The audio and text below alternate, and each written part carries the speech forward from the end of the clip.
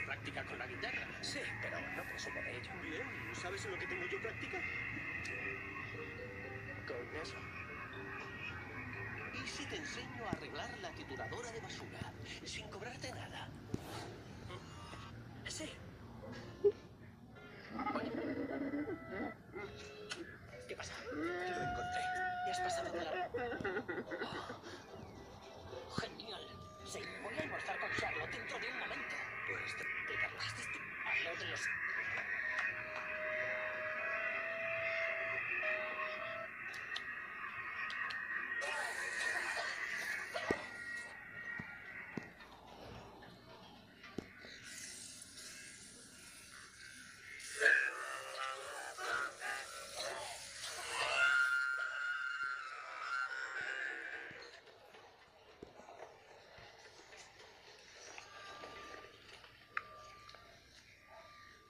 ¿A dónde se van los clientes? Se marcha.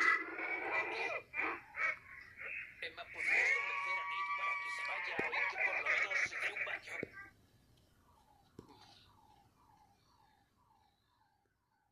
Hola, Emma.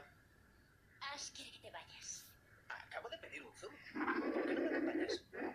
Nick, solo te diré esto una vez. Quiero...